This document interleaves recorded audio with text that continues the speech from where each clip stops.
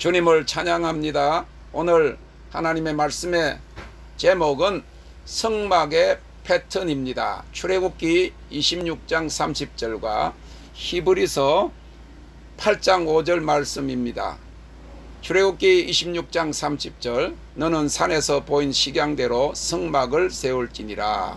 히브리서 8장 5절 그들이 섬기는 것은 하늘에 있는 것의 모형과 그림자라. 모세가 장막을 지으려 할 때에 지시하심을 얻음과 같으니 가라사대 삼가 모든 것을 산에서 내게 보이던 본을 따라 지어라 하셨느니라. 아멘. 모세가 시내산에 올라가서 하나님께로부터 받은 것은 십계명과 각종 규례의 율법만이 아니라 하나님의 거처인 성막을 지을 블루프린트 곧 설계도를 받았습니다. 성막에는 뜰과 성소와 지성소가 있습니다. 그런데 이 뜰과 성소와 지성소로 이루어진 성막의 이 구조, 이 패턴은 성경 전체의 패턴을 보여줍니다. 그리고 동시에 우리 신앙생활의 성장 단계를 보여주고 있습니다. 뜰과 성소와 지성소가 가리키는 것 가운데 첫째는 뜰에는 레위인이 봉사하고 성소에는 제사장이 봉사하며 지성소에는 대제사장이 봉사합니다. 두 번째로 뜰은 베이비 신앙이고 성소는 아들 신앙, 지성소는 아비 신앙의 단계를 말해주고 있습니다. 이 우유와 빵은 하나님의 말씀을 의미하는 것입니다. 그런데 베이비는 우유를 그리고 자라면서는 빵을 먹는데 장성한 자, 곧 믿음의 아비들은 단단한 음식인 고기, 곧 신령한 지식의 말씀을 먹어야 함을 보여주고 있는 것입니다. 그래서 히브리서 5장 14절은 단단한 음식은 장성한 자의 것이니 그들은 지각을 사용함으로 연단을 받아 선악을 분별하는 자니라고 하였습니다. 이 온전한 자에게 주시는 지혜, 하나님의 지혜, 장성한 자가 먹어야 하는 이 하나님의 비밀, 영적인 지식의 말씀을 아는 자들이 참과 거짓을 분별하고 진리와 비진리를 분별하는 것입니다. 하나님께 속한 것과 하나님께 속하지 아니한 것을 분별할 수 있는 영분별인 것입니다. 우리가 어린 아이들은 처음에는 똥하고 된장을 구분하지 못하잖아요. 똥도 막 집어 먹으려고 그런단 말이죠. 먹을 것과 먹지 못할 것들을 가리지 못하는 것과 마찬가지인 것입니다. 그래서 우리는 믿음으로 성장하기 위해서는 빵만 아니라 단단한 고기, 영적 양식을 취해야 하는 것입니다. 고린도전서 3장 2절에 내가 너희를 저저로 먹이고 밥으로 아니하였노니 이는 너희가 감당치 못하였음이거니와 지금도 못하리라. 이 고린도 교회 성도들은 아직까지 어린아이 베이비에 머물러 있어서 고기는커녕 빵으로도 하나님의 말씀을 전달하기를 주저했던 것입니다. 오늘날 많은 교회들이 아직도 성도들을 수십 년 동안 신앙생활한 성도들을 우유 먹이고 젖 먹이는 수준에 머물고 있다고 하면 장성한 신앙인으로 자라기는 서운한 것입니다.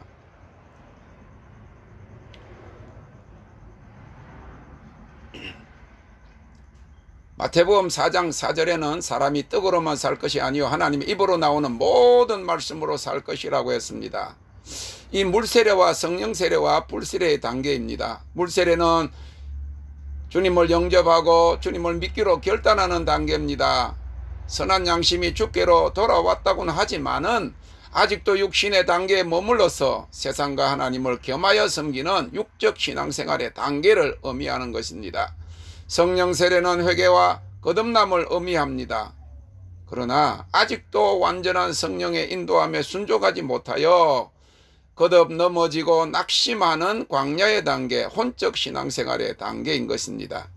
성령을 받고 거듭나고 하나님의 은혜와 은사를 받기도 했지만은 혼적 자기 의지를 부인하지 못하고 자아의 죽음을 통과하지 못한 상태에서 마음으로는 하나님의 법을 섬기기를 원하지만은 육신으로는 사망의 법을 섬기고 육적 본성에서 나오는 육신의 정욕과 안목의 정욕과 이생의 자랑을 이기지 못하여 죄와 죄의 습관에서 완전히 해방되지 못한 모습에서 괴로워하는 단계인 것입니다. 바울사도는 이런 단계를 로마서 7장 19절 20절에서 내가 원하는 바 선은 행하지 아니하고 도리어 원하지 아니하는 바 악을 행하는도다. 만일 내가 원하지 아니하는 그것을 하면 이를 행하는 자는 내가 아니요 내 속에 거하는 죄니라고 했습니다.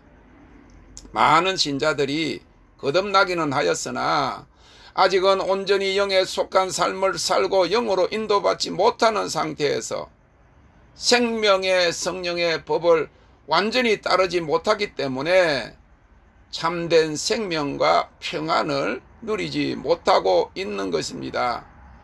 부활신앙의 기본은 평강입니다. 그리고 너희는 마음에 근심하지 말라 하나님을 믿으니 또 나를 믿어라 하셨습니다. 그런데도 주님을 믿노라고 하면서 성령으로 거듭났다고 하면서도 여전히 염려하고 근심하고 걱정하고 실망하고 낙심하고 원망하는 자리에 머물러 있는 상태인 것입니다. 마음으로는 간절히 주님의 뜻을 따르기를 원합니다. 그러나 육신이 약해서 죄를 짓는 것입니다. 이 단계에서는 하나님의 말씀과 계명을 압니다. 우유도 먹고 하나님 말씀의 빵을 먹었기 때문입니다. 성소에는 기도도 있고 말씀도 있고 때로 찬양도 있습니다. 그러다가 어떤 때는 막 믿음이 생기고 어떤 때는 감사도 있고 어떤 때는 잠깐 기뻐하기도 합니다. 그러나 아직은 지성소로 들어가는 휘장이 열려지지 않은 상태이기 때문에 금방 또 실망하고 낙심하는 그런 광야의 단계를 극복하지 못하는 것입니다. 감추인 만나인 예수 그리스도에 대한 완전한 구원의 지식, 완전한 자에게 주어지는 하나님의 지혜에는 가리워져 있기 때문에 듣기는 들어도 듣지 못하며 보기는 보아도 보지 못하고 깨닫지 못해서 하나님의 말씀을 지켜 행하는 단계에 이르지 못하고 있는 것입니다. 진정 입으로는 주님을 사랑한다고 하고 하나님께 영광을 돌립니다. 하지만은 그 주님을 사랑하지 못하는 것입니다. 계명을 지키지 않으면 주님을 사랑한다는 고백이 헛것이 되기 때문인 것입니다.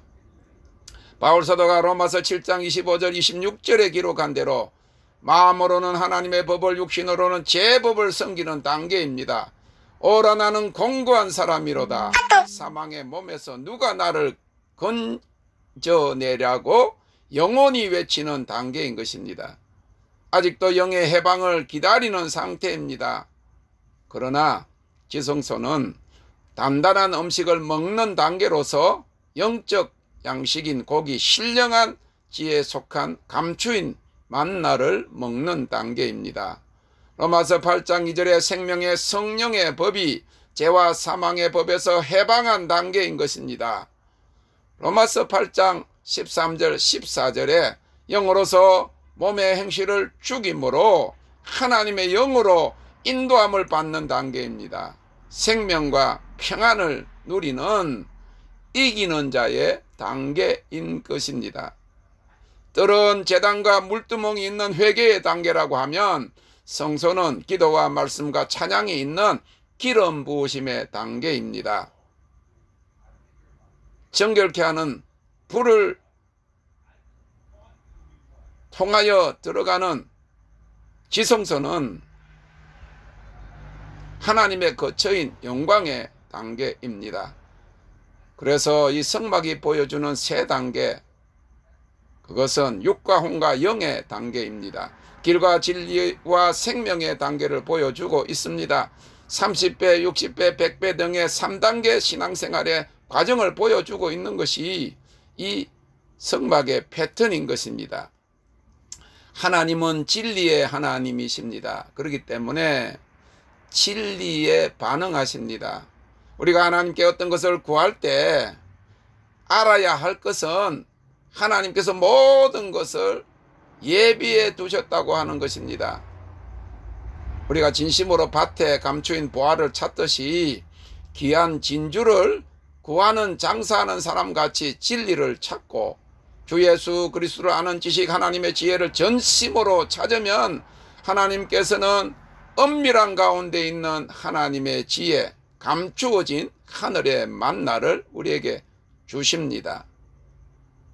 정말 진심인가를 보고 계시는 것입니다. 그것은 하나님의 지혜와 계시로서 우리가 하나님의 보혈과 그 사랑을 더 알게 되고 예수 그리스도에 대한 지혜와 구원에 대한 지식으로 더욱 장성하게 되는 것입니다. 오래전에 아침에 일어나면서 하나님의 그 지식의 부요함이여 하면서 성경 구절을 외치고 일어났습니다. 그것은 항상 그 하나님의 지혜, 하나님의 부요한 것에 대한 비밀한 것에 대한 관심과 그것이 기도의 제목이었기 때문에 주시는 그런 말씀이었던 것을 알게 되는 것입니다. 우리가 누구에게 무엇을 구해도 한 번쯤 이야기하고 그냥 주면 그만이고 안 주면 뭐 됐다 이런 식으로 하는 사람은 진심이 아닙니다. 계속 구하고 구하고 또 구하고 찾고 찾으면 만나리라 주시리라 하신 말씀은 정말 그 진심으로 진리를 찾는가 하는 것을 주님이 보시는 것입니다. 우리가 하나님의 보혈과 그 사랑을 더 알게 되면 예수 그리스도에 대한 지혜와 구원에 대한 지식으로 자라나게 되는 것입니다. 장성한 자가 되는 것입니다. 온전한 그런 하나님의 사람으로 성장하게 되는 것입니다. 상급받는 삶으로 들어가게 되는 것입니다. 이번 주간에 새벽에 아무 스토리 없이 꿈에 짧게 아버지가 상을 주시는 그런 장면을 보았습니다. 아버지가 상을 주신다고 하는 것은 하나님 아버지가 상 주신다 그 말입니다. 그리고 동시에 또 자고 일어났는데 가로수가 양쪽에 오른쪽 왼쪽에 쫙 서가지고 있는데 보통 여기 가로수들이나 한국에도 가로수들은 5m 10m 떨어져서 있는데 하나님이 보여주신 그 가로수는 빽빽하게 꼭 산에 나무들이 빽빽하게 서 있는 것처럼 줄줄이 서 있는데 약을 치는 모습을 보여주셨습니다. 나무가 열매를 맺으려고 하면 그 잎이 무성해야 합니다. 잎에 병충해가 들고 벌레가 먹으면 나무까지 죽어버리기 때문에 약을 친다. 나무로 자라게 하신다. 지도자로 자라게 하시고 열매 맺게 하신다. 그것을 보여주시면서 오래전에 이제부터는 상급을 위해서 살아라. 상급을 위해서 기도하라. 하신 말씀이 기억이 나는 거예요. 그런데 오래전에 상급을 위해서 살아라 말씀하셨는데 이번에는 상을 주시는 그 결과 그리고 나무가 자라나서 지도자가 되고 열매가 되는 모습을 보여주셨다고 하는 것은 이제 하나님이 약속하신 것이 성취 안으로 들어간다. 그리고 저만 아니라 모든 하나님의 리콜 운동 비전에 함께하는 사람들에게 하나님께서 그 일한 대로 열매 맺는 대로 상 주시는 분이라고 하는 것을 상기시켜 시켜주고 있는 그런 계시였던 것을 보게 되는 것입니다. 우리가 하나님의 말씀을 단순히 읽고 듣는 것에 머무는 단계에서 그 말씀과 계명을 정말 깨닫고 지켜 행하고 진심으로 하나님을 사랑하고 그와 연합하는 단계까지 이르게 하심을 우리는 믿어야 합니다. 그런데 우리가 믿음으로 성장하기를 원하고 이제 뒤에 것은 잊어버리고 앞에 있는 것을 잡으려고 갈 때에 우리가 성장하기를 원하고 믿음에 상승하기를 원하면요, 꼭 기억해야 될 것이 있습니다. 그것은 어떤 것을 포기할 수 있어야 그것을 취할 수 있다는 것입니다. 뒤에 것을 잊어버려야 앞에 있는 것을 잡으려고 갈 수가 있다고 하는 거예요. 신앙의 진전을 기도하고 원하면서 자신이 좋아하던 그런 삶에 그 안주하는 데서 떠나기를 싫어하면 그것은 그 마음이 진심이 아닌 것입니다. 자신과 세상을 버려야 생명의 주이신 그리스도를 취할 수 있습니다. 영생을 얻으려고 주님을 찾아온 부자 청년의 경우에는 자신의 재산을 버리고 주님을 따라야 했습니다. 그런데 그는 자기가 가진 것을 포기하지 못해서 그가 그렇게 원했던 영생을 포기한 것입니다. 우리 각자 경우는 다르고 잊어버리고 포기해야 될 것은 다 다르겠지만은 이는 거듭거듭 말하는 자아의 죽음을 말하고 있습니다. 주님은 자기를 따르려는 제자들에게 처음부터 자기를 부인하지 아니하고는 따를 수 없음을 말씀하셨습니다. 베드로와 요한과 야고보가 갈릴리에서 고기를 잡는 어부들이었는데 예수님을 따를 때 성경에 나온 그 세 사람만 예수님을 따르기를 원했지 않았을 거예요. 더 많은 어부들과 더 많은 사람들이 주님을 따르기를 원했을 것입니다. 그런데 주님께서 그들을 향해서 나를 따라오려거든 자기를 부인하고 자기 십자가를 지고 나를 좇을 것이니라 그렇게 말씀하시자 오직 베드로, 요한, 야고보 세 제자만이 배를 버려두고 생업을 버려둔 것입니다. 부친을 버려두고 돌봐야 할 그 아버지도 버려두고 그물도 버려두고 주님을 쫓았다. 아브라함의 경우도 마찬가지입니다. 본토 친척 아비 집을 떠나라. 이렇게 버릴 수 있어야 취할 수 있습니다. 잊어버려야 우리가 새로운 것을 우리가 얻게 되는 것입니다. 그런데 이 성수에 속한 신앙생활 제대로 한다고 하는 사람들의 그 딜레마가 뭐냐. 기도를 하고 말씀을 읽고 은혜를 받았지만은 아직까지도 혼적 상태이기 때문에 하나님의 뜻을 준행하기보다는 자기를 더 소중하게 여기는 것입니다. 아직까지 자아를 포기하지 못하고 있는 단계입니다.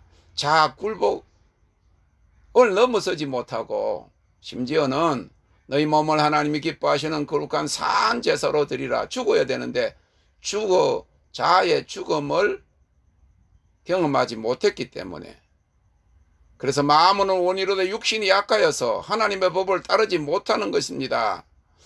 너희는 마음에 근심하지 말라 하나님 믿으니 또 나를 믿으라 했는데 하나님 믿는다고 하면서도 근심이 떠나지 않고 고린도전서 5장 16절에 18절에 보면 항상 기뻐하라 쉬지 말고 기도하라 범사에 감사하라 이는 그리스도 예수 안에서 너희를 향하신 하나님의 뜻이니라 했는데 항상 기뻐하지 못하고 감사하지 못하고 하나님의 뜻을 순종하지 못하고 있는 데서 오는 그런 괴로움인 것입니다.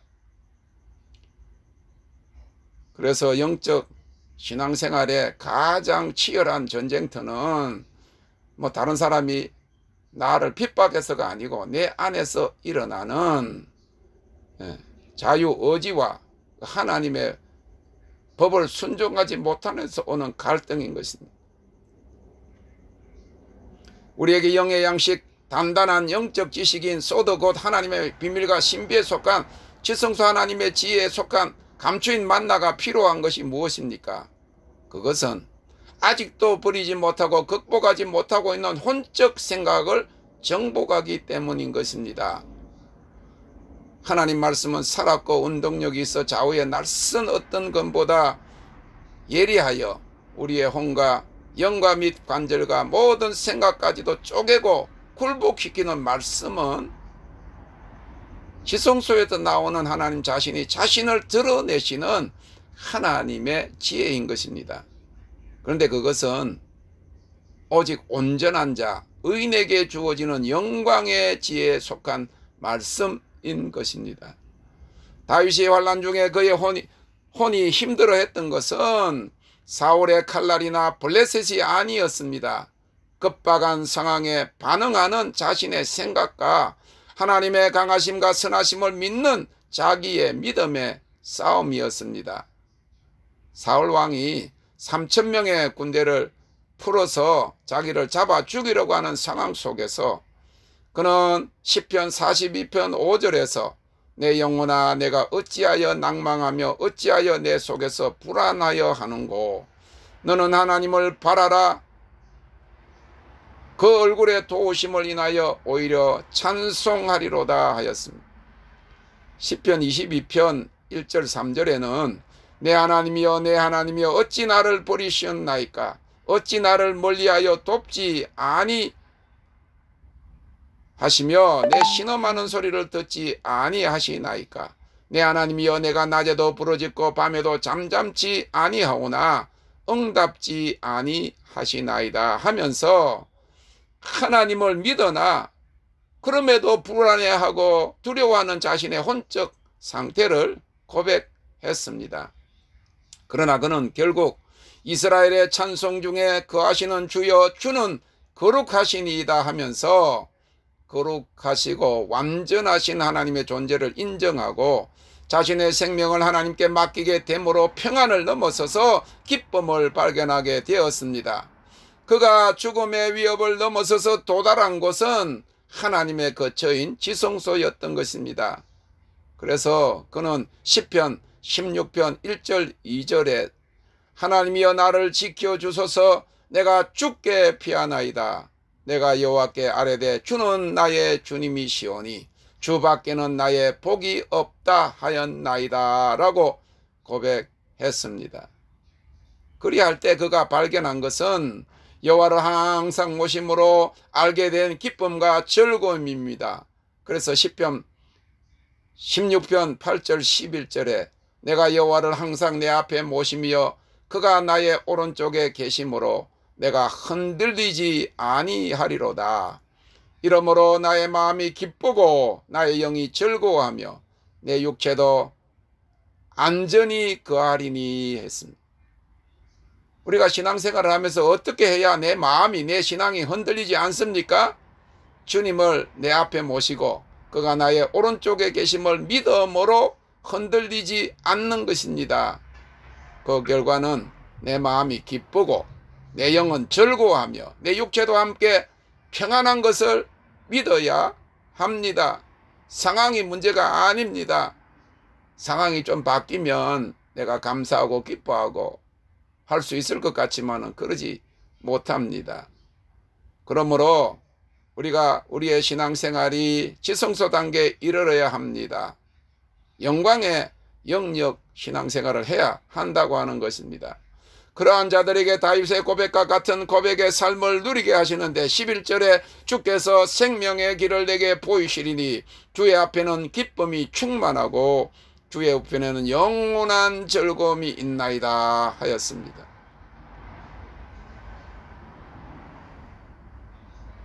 하나님을 경배함으로 이러한 기쁨과 즐거움을 누리는 비결을 우리는 알게 되었습니다.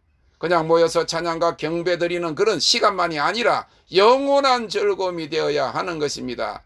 그래서 다윗은 내 영이 주를 즐거워한다. 내 영이 주를 기뻐한다 했는데 내 영광이 주를 즐거워한다. 내 영광이 주를 기뻐한다 한 것입니다. 이 영광은 영원한 영역입니다. 전천후입니다. 우리가 인간은 상대적인 존재이기 때문에 상황에, 날씨에, 형편에 따라서 마음도 항상 바뀝니다. 그러나 여호와를 내 앞에 모시는 삶, 하나님을 기뻐하고 즐거워하는 삶은 영광의 영역입니다. 영혼의 영역이기 때문에 상황은 어떠하든지 주님을 기뻐할 수가 있는 것입니다. 주님의 성품으로 인하여 우리가 기뻐할 수 있습니다. 상황이나 형편은 어렵고 고난과 환난 중에 있을 수도 있습니다. 그러나 아무것도 감사할 수 있는 우리가 어떤 여건을 발견하지 못하는 상황에서도 감사할 수 있는 것은, 찬양할 수 있는 것은 하나님은 선하시고 하나님은 진실하신 하나님이시기 때문입니다. 그의 사랑은 영원하시기 때문입니다. 그래서 그의 성품을 노래해야 합니다. 그는 완전하시고 그는 거룩하시고 그는 모든 것이 되시는 만왕의 왕이신 것입니다. 그래서 하나님을 기뻐해야 됩니다. 여호와를 인하여 기뻐해야 됩니다. 여호와 하나님께서 주시는 은혜를 기뻐하는 것 이전에 여호와 하나님을 기뻐하는 것입니다. 그래서 하박국 선지자가 말한 것처럼 무화과 나무에 열매가 없어도, 밭에 소출이 없어도, 외양간에 소가 없어도 여호와로 인하여 기뻐하는 것이 근원적인 기쁨인 것입니다. 만약에 우리가 상황이 좋고 기도 응답이 되어서 감사하고 이래서 축복을 받아서 기뻐할 수 있다고 하면, 초대교회 신앙생활을 했던 사람들은 예수를 믿으면서 고난이요 핍박이요 결국은 화형을 당하고 십자가에 못 박히고 사자의 밥이 되는 상황 속에서 어떻게 이런 감사와 기쁨을 고백할 수 있었겠느냐 하는 것입니다. 초대교회는 로마 10대 교황의 무서운 그런 환난과 핍박의 그런 역사를 가지고 있습니다. 그런데 초대교회를 연구한 사람들의 한결같은 그런 고백은 초대교회를 향해서 기쁨의 교회였다고 하는 것입니다. 바울사도는 빌립보 교회를 향해서 너희가 환난을 당하나 기뻐하라, 다시 말하노니 기뻐하라 였습니다. 영광의 영역에 거하는 것입니다. 하나님의 임재 안에 거하는 것입니다. 그의 우편에는 영원한 즐거움이 있다고 하는 그런 고백이 되는 것입니다. 사랑하는 성도 여러분, 결국 하나님의 영광의 임재와 현현이 있는 곳, 주님의 음성이 들리는 영역, 이 영광의 영역 지성소에서 우리의 육의 자아가 정복이 됩니다. 하나님의 불에 녹아지는 것입니다. 그래서 시편 56편 1절 4절에 다윗은 이렇게 고백했습니다. 하나님이여 나를 긍휼히 여기소서. 사람이 나를 삼키려고 종일 치며 압제하나이다. 나의 원수가 종일 나를 삼키려 하며 나를 교만히 치는 자 많사오니 내가 두려워하는 날에는 주를 의지하리이다. 내가 하나님을 의지하고 그 말씀을 찬송하올지라. 내가 하나님을 의지하였은즉 두려워 아니하리니 혈육 있는 사람이 내게 어찌하리까 그랬어. 어느 날 교회를 다니고 믿는다고 하고 기도하는 사람들조차도 우울증과 조울증에 빠지고 치매도 걸리고 세상 사람들이 당하는 모든 것들을 다 똑같이 당한다고 하면, 오늘 바울사도 뿐만 아니라 이 다윗의 고백에 그 의미를 다시 한번 생각해야 합니다.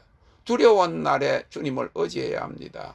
실망스러운 날에 소망의 주님을 우리가 바라보아야 하는 것입니다. 사랑하는 성도 여러분, 두려움이 올 때 두려워하지 말고 하나님을 의지하고 그의 말씀을 찬송해야 합니다. 그의 말씀을 찬송한다는 것은 그의 말씀을 믿는다는 것입니다. 그 말씀대로 나를 두려움과 환난 중에서 구원하실 하나님을 찬송한다는 것입니다. 그래서 지금 교회는 군대가 되어야 합니다. 군대는 안 되면 되게 하는 것입니다. 지는 것이 없습니다. 하나님의 말씀은 능력이 되는 것입니다. 다윗이 극심한 환난 가운데 처음에는 비탄에 빠져서 부르짖고 간구하고 기도하다가 점차 혼적인 생각이 정복이 되면서 하나님의 선하심과 인자하심에 감사와 찬양과 송축과 경배를 드렸습니다. 기도의 성소에서 이제 하나님을 의지하고 찬송하는 지성소에 이른 것입니다. 그래서 시편 22편 3절에 이스라엘의 찬송 중에 계시는 주여 주는 거룩하시니이다 하였습니다. 우리가 하나님을 원망하고 하나님께 낙심하고 불평하는 그런 자리에 있으면 영광의 영역에 문턱에도 들어갈 수 없는 것입니다. 하나님은 어떤 경우에나 진실하시고 어떤 경우에는 완전하시고 하나님은 거룩하시고 하나님은 사랑이 많으신 하나님이라는 고백을 할 때 난간을 돌파하는 것입니다. 광야를 탈출하게 되는 것입니다. 기도의 성소에서 하나님을 의지하고 찬송하는 지성소에 이르게 되는 것입니다. 상황을 초월하여 여호와 하나님께 경배와 찬송을 드리는 곳이 휘장이 열려진 하나님의 영광의 거처인 것입니다. 기도 많이 하는 사람에게도 아직 지성소 영광의 영역은 열리지 않을 수가 있습니다. 하나님의 선하심과 그의 인자하심과 그의 사랑하심과 그의 진실하심을 노래하는 자들이 되어야 합니다. 왜냐하면 지성소 영광의 영역은 찬송함으로 들어가기 때문인 것입니다. 점점 주께로 나아가고 하나님의 보좌 앞으로 지성소 영광의 영역으로 들어가면 자신의 초함이 보이고 어느 순간에 성령이 혼적 생각의 죄를 씻음으로 점점 정결케 되고 죽게 되어서 변하는 것입니다. 지성소의 영역은 죄가 없는 자가 들어갑니다. 이것이 성막의 패턴입니다. 깨닫고 감동받고 은혜 받는 설교가 아닙니다. 내가 변하는 것입니다. 바울 사도는 내가 날마다 죽노라고 고백했습니다. 이 혼적 죽음, 자아의 죽음을 경험하고 영이 산 것입니다. 그것도 매일 그러했습니다. 초대교회는 이것을 믿고 이렇게 살았습니다. 우리의 혼의 영역, 생각의 견고한 진에서 모든 죄가 나오는 것입니다.